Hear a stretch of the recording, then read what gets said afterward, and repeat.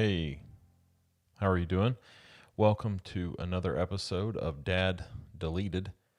And before I forget, if you guys please would like and subscribe um, these videos, I would certainly appreciate it. I believe that over time it will help us get our message out to a wider audience and include people that need to be included. And that includes alienated parents, maybe some alienated children, and very importantly, family court attorneys and judges, guardian ad litems, and mental health professionals. I think um, anyone that's involved with child custody matters and divorce needs to watch these. And I don't say that because I'm wise. I just have information from personal experience over many, many years and a lot of time in the courtroom and a lot of time spent with attorneys. And so the information I have is valid, it's truthful, and it's real. And so um, today we're going to get right into it. We're going to talk about one of the critical aspects of our case, of our situation, and is the involvement of a step parent who is either uh, part of the problem or part of the solution. And so I can tell you right now that without the stepdad coming into the situation, I have no doubt that my ex-wife, that mom, would not have, she still would have alienated. She still would have done the things she did. I'm not sure that she would have been as organized and maybe as diligent and just unrelenting as she was without him. So I thought about what are the key issues with him, and there are plenty of them. Um, but we'll start first of all. He brought in a religious aspect to the alienation. So very early on, when my youngest was 4, again, 4, not 14, 4. Um, this was Christmas break of 2020, gosh, 2012, I guess it was. I think it was Christmas break of 2012. Um, my 4-year-old son, the kids are getting ready for bed. The boys are sharing a room. And so I was tucking my 4-year-old into bed, and he has no idea what he's saying. He's just repeating what he's been told. And he said, "Daddy, you're going to hell."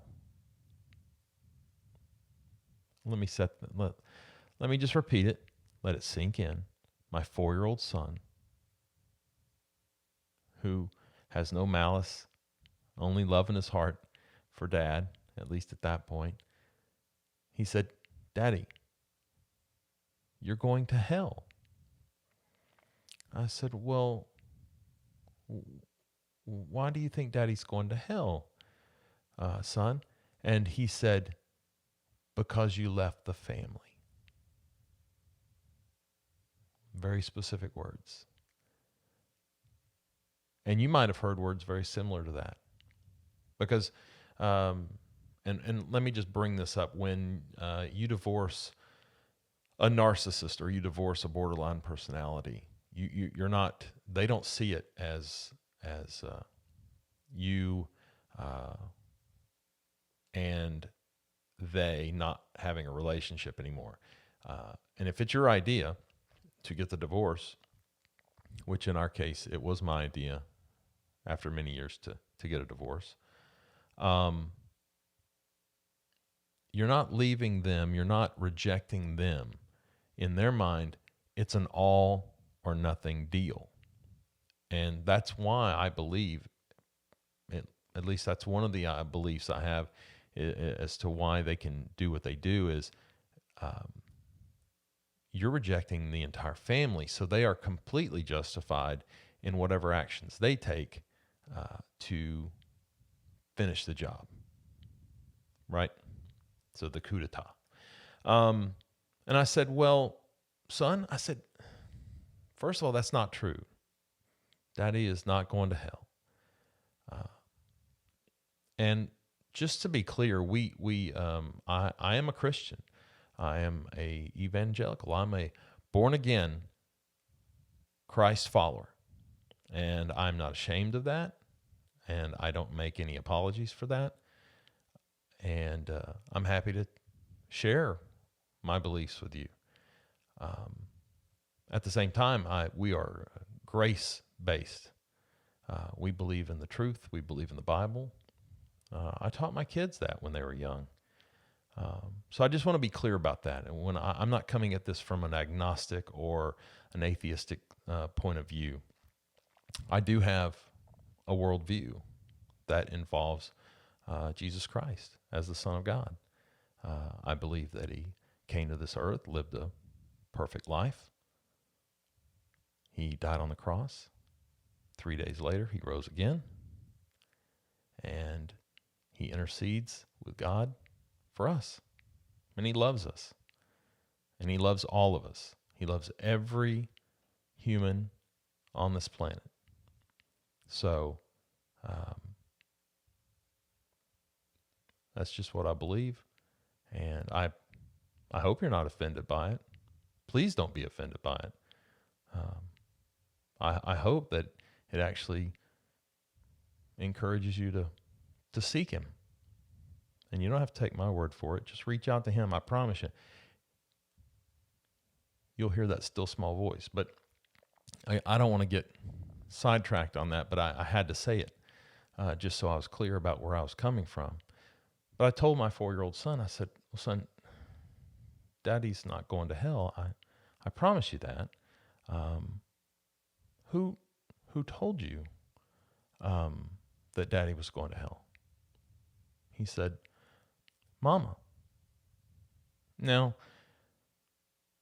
I know that kids can make mistakes sometimes, and gosh, kids all the time misunderstand things. So I didn't run out and make a phone call or send an email. My 2 older kids are there. And so my daughter, who's 9, my son, who at the time was 6, and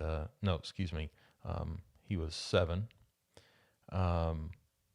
I said, I went and they were still out, and I said, hey guys, I said, your brother just said that Daddy was going to hell, and I asked him who told him that, and he said that Mommy told him that. I said, do you know anything about that? And they said, yes, sir. That's what we think, and that's what she said. And I said, oh, wow, okay. Now, remember, this is shortly after she married the new stepdad. And so that was my first taste of him. Just so you know, he is from a sect or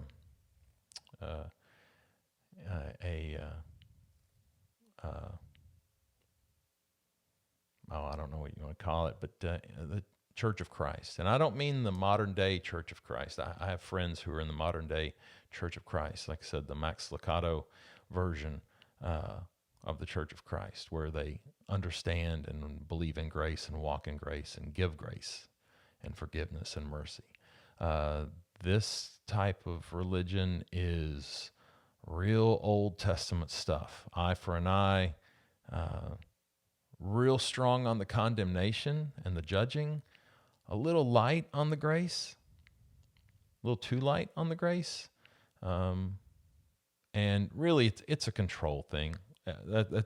Look, it's a borderline cult, if you're old school Church of Christ, um, I'm sorry if I offend you, but um, man, it's a there are a lot of similarities to cults, to cult behavior in that old school system.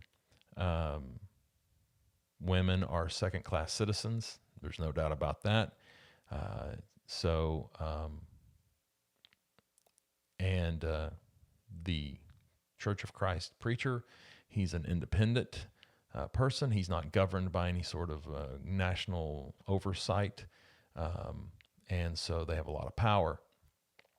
Um, so, uh, so anyway, they are little demigods, and they and a lot of them act like it. And by the way, they're extremely legalistic. Almost every one of them they're a wannabe lawyer. They have extremely high opinions of their intellect and their critical thinking skills and their logic. They spend most of their time, as near as I can tell by the literature that I've gotten my hands on, debating one another, and also chastising and kicking out brethren who don't toe the line spiritually, really legalistically.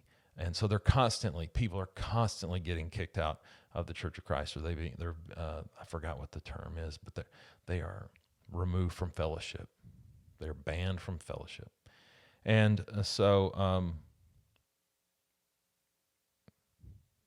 anyway, that's the direction that he's coming from. I've got an email from him where he offers to debate me on religion, specifically in front of my children. Have we talked about narcissism? I believe we have. And is there anything more narcissistic than a person specifically so blatantly confident and arrogant in their belief that they would destroy me in a debate in front of my children? What other point would there have? What other point would there be to asking someone if they would want to debate you in a public forum in front of your children, specifically in front of your children? That one just still cracks me up. And I'll post a copy of that email so you can see that I'm not completely insane. And I promise you I'm not. Everything I tell you, I can back it up. And so, and I can back it up not with my words 9 times out of 10. I'm going to back it up with their words, his words, her words, a professional's words. So, and here's another little ditty for you. As we were going through the years, and again, this isn't, none of this is compressed into a 2013 time frame or 2014. Really, I'm talking about him in general, and so some of this carries on. And so as we got close, when we had a big hearing, a 4-day trial in Texas in 2016, and leading up to that, I had noticed that when so he has 5 kids of his own, and he's divorced. And now, of course, how he got around divorcing and remarrying, because that's a big no-no with the Church of Christ. And by the way, I don't agree with divorce, but we all sin, we all make mistakes, and we need grace. So there you go. I'm not perfect. Don't claim to be. Sure don't expect you to be. But how he got around it is he, of course, accused his wife of having an affair. Now, there's no proof of that whatsoever. She certainly denied it, still denies it. And I find her extremely credible, extremely believable, and extremely honest. Because guess what? I've met her. I've talked to her. And how that happened was before that trial, I just had a feeling in my gut that she wasn't involved with her children. Because, my kids, they talked about their stepbrothers and stepsisters all the time. They never talked about them going to visit their mom. They never talked about them having phone calls. And I remember at one point asking my kids, well, do your stepbrothers and stepsisters, do they get to see their mom? And this is back again when they were, they weren't jaded yet. They weren't turned fully. And so they answered on it. They said, no, they don't see her. They don't go see her. And I thought, what are the odds? So, due to some incredible detective work by my wife, we were able to locate the former Mrs. Step-parent to my kids, and we were able to go to her town and find her. And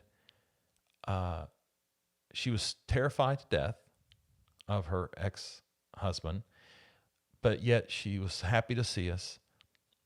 She knew about us. She knew about what was going on, and she sat and talked with us. And lo and behold, it turns out that her kids didn't talk to her at all.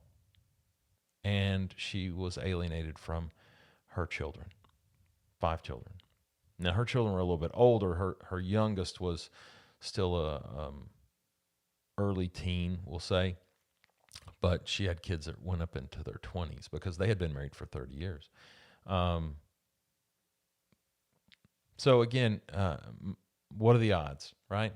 My kids are calling him dad. And by the way, her kids called her by her first name, just like my kids were starting to do. She was not mom. As a matter of fact, her children, the stepdad's children, started calling my ex-wife mom. Within, well, for sure months. That much I know for sure. And I have letters. His ex-wife was kind enough to share some documentation with us. And there were letters from her kids basically telling her that if they had anything to do with her, that it was jeopardizing their place in heaven. Now, let me just be clear. For those of you who are not Christians, or you're not familiar with the concept of heaven and hell and the concept of salvation, right? There are folks that believe that salvation is totally in God's hands, and that if you accept it, it's a free gift. And if you accept it, that's what it takes, is belief and acknowledgement in who Christ is. And I'm sorry to give you a Bible lesson here, but you do need the context. And there are people that believe that can't be taken from you, not even by you. Now, ultimately, if you wanted to say, I really never did accept Christ as who he says he was, as the Son of God, I suppose then that might be a different story. But if I meet you and you tell me I'm a Christian, I'm a Christ follower, and then I see you do something that's not very Christian, right? Or you see me do something that's not very Christian, which is very possible. I don't get to come to you and say, hey, man, I don't think you're going to heaven. I don't think you're a real Christian. See, that's in the Bible, the part about in the Bible where it says, judge not, lest you be judged. That's actually what that's talking about. It's not talking about you can't judge right from wrong. What it's saying is that you can't know a person's heart. You can't know the person's relationship with God. You don't know their final destination. Now, we can get into bearing fruit and judging the bearing of the fruit and all that kind of stuff. But ultimately, Christ is the judge. You're not a judge. We don't decide who goes to heaven, and we shouldn't be calling that out. Now, if you love your brother and you see them struggling, you pick them up, you help them find their way, right? You don't let them just suffer in sin, right? But um, but you don't judge them. You love them. You love them. And her kids aren't loving her. Man, it's just all judgment. All these letters, it's just pure judgment. And just flat out, hey, if we have a relationship with you, this is what they're taught. And by the way, this is what my kids are being taught and were being taught. If you have a relationship with your dad, we can't promise that you're going to heaven. Now, what do you think that does to a child? Because guess who is definitely going to heaven and who's telling them they're going to heaven? Mom. Mom's going to heaven. So basically, you're saying, look, if you have a relationship with your dad, you're going to be separated for all of eternity from your mom. What choice are you going to make? This is not even hard. And I know some of you out there right now are probably shaking your heads. And look, I get it. There's some atheists out there. There's some agnostics out there who are probably have already turned me off. And I wish you wouldn't. I wish you wouldn't. Please don't. But for those of you who are even familiar with Christianity, or what some of these different groups do, right? Religion is, look, I'm not a big fan of religion. I'll just flat out tell you. I'm a huge fan of Jesus Christ. I'm not a fan of man-made religion. Man-made religion muddies the waters, and it hurts people a lot of times. Religion does very little good. A relationship with Christ does a lot of good. People that have relationships with Christ, that's a heart for other people. Those people are givers. Those people are lovers of other people, of their fellow man, and they care. People who are caught up in religion, man, some of the worst people I've ever met are the most religious people. So maybe that'll make you atheists feel a little better, right? Maybe we found some common ground. Also, here's another fun fact. Stepdad, I found out, so he had two older daughters who were in their 20s, and they were both married. And you want to know what those two son-in-laws had in common? Would you? Because I'm going to tell you. Shock of all shocks. Do you know that neither one of the son-in-laws had any relationship with their parents? Yeah, they cut them off when they were once they got married, and it was for some. It's always for some. Well, they're not doing the right thing religiously, right? Because they were all connected into the Church of Christ. That's how they met. The daughters, the son-in-laws met his daughters in church, and so anyway. So let me just paint the picture again. The stepdad, he has 5 kids. None of them will have anything to do with their mom. He has 2 son-in-laws who have, disowned their parents. And then my kids come into the picture, my 3 kids who love their dad and had a great relationship with their dad. And within years, just a few short years, that's all gone. And we don't see a pattern. See, that's what the crazy people, in the court, they call it a pattern. The cops call that a pattern. So anyway, we're going to wrap this up. But if you want to put this all in a little bundle, it's a bundle of narcissism. He's a narcissist. He has to be at the center of attention. I found out very early on when he would go and preach at another church, at a Church of Christ church, and my kids and my ex-wife would go. He would introduce them as my kids. He would introduce my kids as the like they were his. Now I get that you don't want to get up there and like tell a very complex story, right? But that's not what he was doing. He wasn't trying to be simple. He was trying to obfuscate. He was trying he's dad. He's the preacher, he's the dad, he's the be all end all of knowledge and who is getting into heaven. And so there you go. That's the stepdad. And you guys may be dealing with a step parent like that. I hope you're not. And he's probably, I imagine, one of the worst cases. Um, but I'm sure he's not the only bad case. Um, so anyway, that's our episode for today. That's a real joy, just an excitement to talk about. He's a good person. He's a wonderful person. I'm sure. Sure, he's just got happiness all throughout his life. Did I mention I was sarcastic? Yeah. Okay.